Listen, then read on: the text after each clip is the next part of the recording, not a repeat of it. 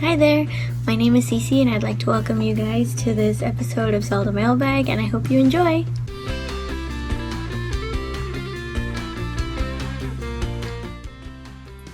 Okay, so the first question is from Shadow7557, and your question was, what is your favorite Zelda theory? Honestly, there's so many out there, it was hard to pick.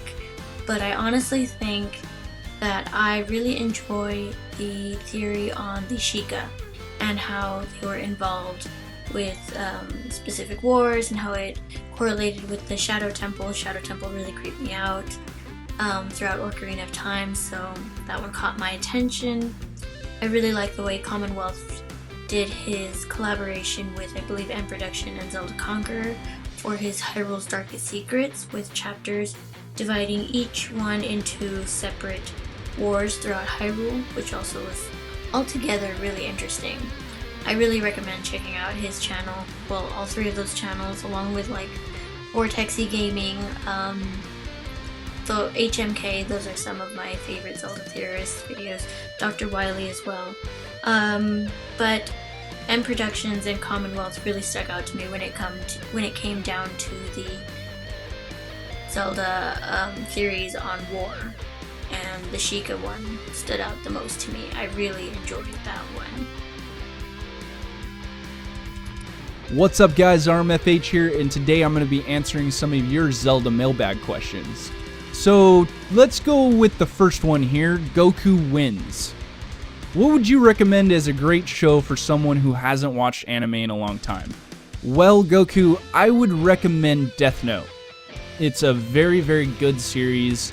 It keeps you on the edge of your seat and wanting more. And it's very short, so if you're just getting back into anime, you don't want to watch a terribly long anime, I would recommend Death Note. It's a short series altogether, and just the way they put that show together was just phenomenal. I mean, I don't even want to go into it too much because I got a couple other questions here, but definitely Death Note. Go ahead and let me know if you like that, and I will recommend a couple other ones to you as well. So just remember, RMFH, come and find me on Google Plus or Twitter, and ask me, let me know if you like the show or not. Question number 3 comes from Jennifer McGinnis, who asks, will the Keatons ever play a larger role in the games other than the small part they had in Majora's Mask? The answer to this is kind of iffy. You can't really say for sure on things like this, but you can presume that it will make an appearance in some way. They didn't officially make an appearance until Majora's Mask in Termina, where they asked you trivia questions, but their original debut was in Ocarina of Time, where you had the mask. And it said that the mask was a mask of a character that was popular among children in Hyrule. So they not only exist in Termina, but they do exist in Hyrule, even though we haven't seen them. And then in Wind Waker, which was the next console Zelda game after Majora's Mask, there is a Keaton mask in the art gallery. And then in Hyrule Warriors, Young Link, the DLC, is seen wearing the Keaton mask. So, to put things into perspective, you have to think Ocarina of Time 3D, Majora's Mask 3D, and the Wind Waker HD all remade while development for The Legend of Zelda Wii U was either in pre-production or the game was actually being worked on. Nintendo said many times that they come up with ideals or they reuse ideals from one game to influence another. So it's very easily, since all these games included the Keaton mask and they were being made or worked on at the same time that Zelda Wii U was, that it's possible that the Keaton mask in some way could have influenced Zelda Wii U. Okay, so the fourth question is from Hannah, and you asked, what are your thoughts on a Zelda game where you play as Zelda or Sheik and you aren't rescuing a damsel in distress? As a little girl, I used to love the idea of playing as Zelda just because I wanted to be the princess. I thought Zelda was so, pretty as an adult. She was cool. I don't know. I really liked Zelda as a character. I mean, maybe it was just because I was a girl and it was a little girl thing, but as I got older and played more Zelda games, I never actually considered what it would be like to play as Zelda. And until recently, with the release of Hyrule Warriors, playing as Zelda and Sheik was really cool, and I think it would be awesome to be able to play them in a Zelda game, but I'm not sure where the story would go if that were to happen. I mean, would we be rescuing Hyrule in general, and we're not really rescuing anyone in particular? Would we be fighting side by side with Link? Like, I don't know, I guess it would have to depend on the story and its connection to the Legend of Zelda in general, I suppose. I know Hyrule Warriors was a cool little spin-off, and I know it's not necessarily part of the timeline, but it was fun to play Zelda, and she was fucking cool. Excuse me. Next one, and I'm sorry if I mispronounce this or anything, just correct me down in the comment section below. I'm horrible with pronouncing names sometimes. Daraga, which Zelda game do you think has the best library of items? I would have to go with, and this is a fine line between Majora's Mask or A Link to the Past, and I'd have to go with Majora's Mask. Only because of the fact that Majora's Mask has all those masks that just come in so handy throughout the game. I mean, it has most of the normal items from like Ocarina of Time. Not all of them, but a lot of them. Like the fairy bow and stuff like that. But it also has the masks that let you transform into other people, and then it also has ones that allow you to do a whole bunch of different other things that, special abilities that these masks give you, which I find really, really cool. So yeah, I'd have to go with Majora's Mask on that one. Question number 6 comes from Shadow7557, who asks, thoughts on Spirit Tracks? Spirit Tracks is kind of like that game that was really good, but at the same time it sucked.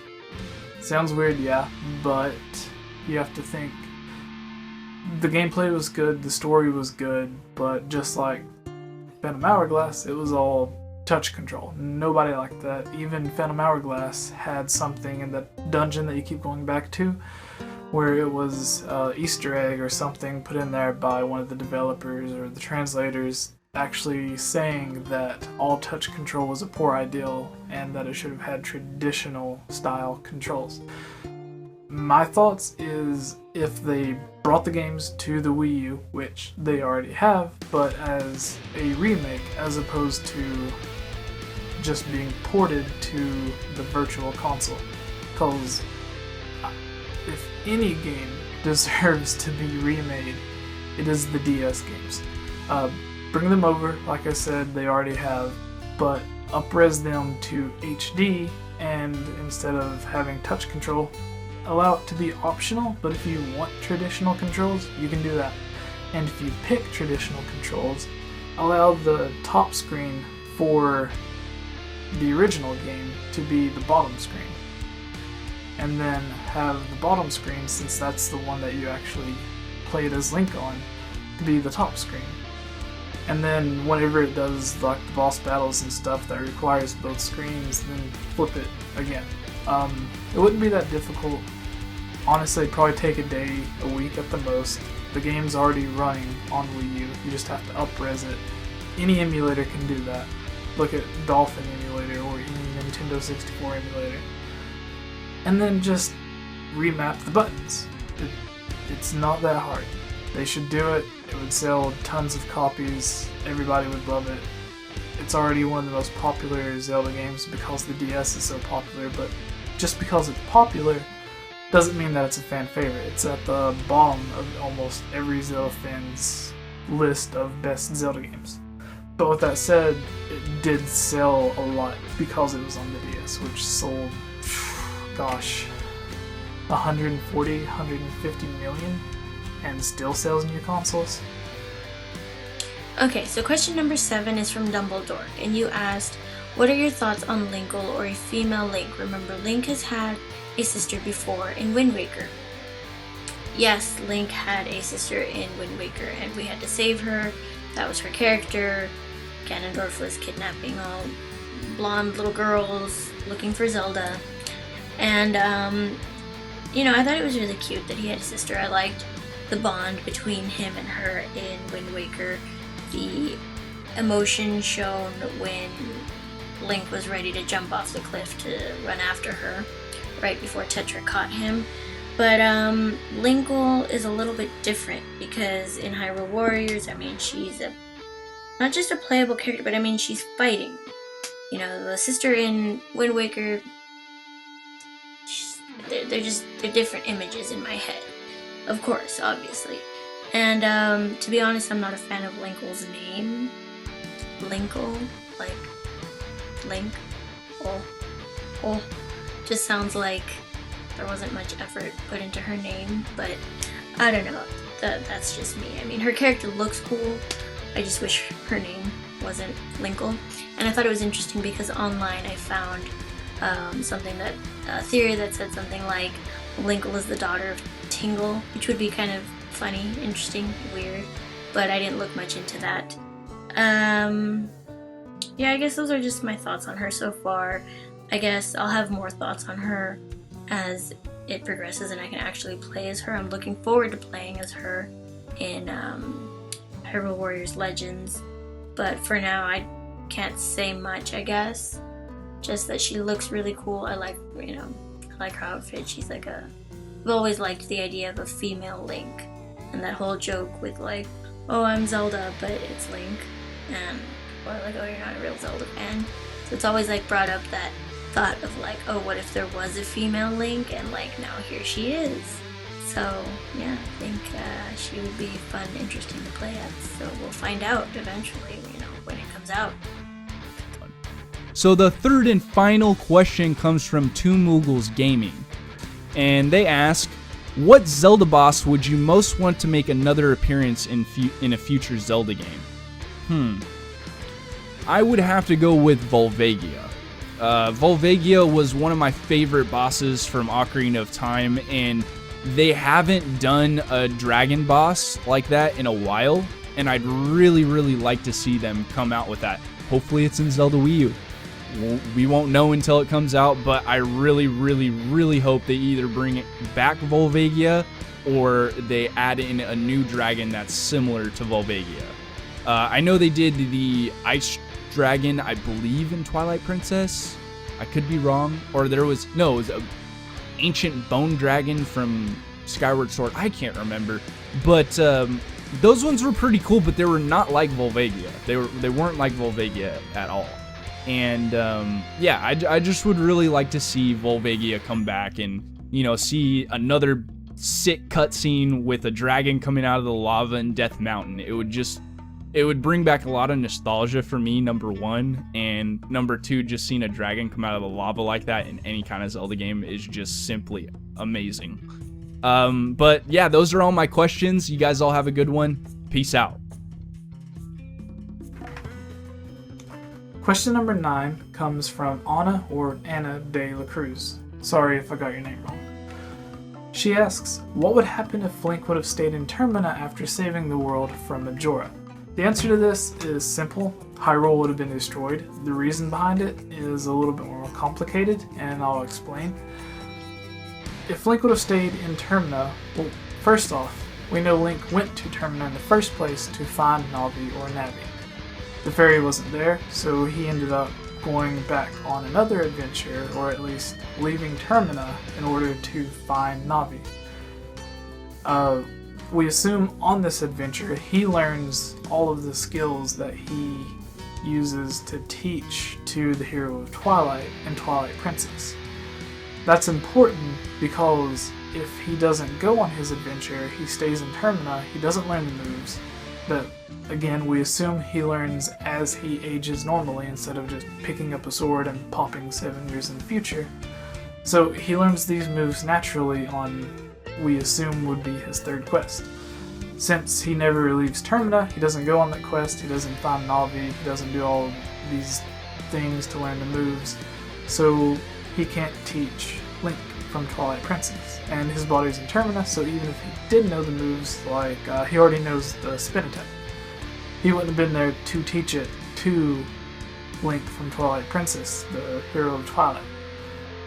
And we know the hero of Twilight uses the final blow or the ending blow, whatever you want to call it, in order to finally defeat Ganondorf at the very end. So, with Link from Twilight Princess being unable to stop Zant and Ganondorf from the skills that we know he learned from the Hero Shade, Ganondorf and Zant probably would have taken over. And we know it's canon that in the official story, the Hero Shade did teach Link from Twilight Princess all of those moves.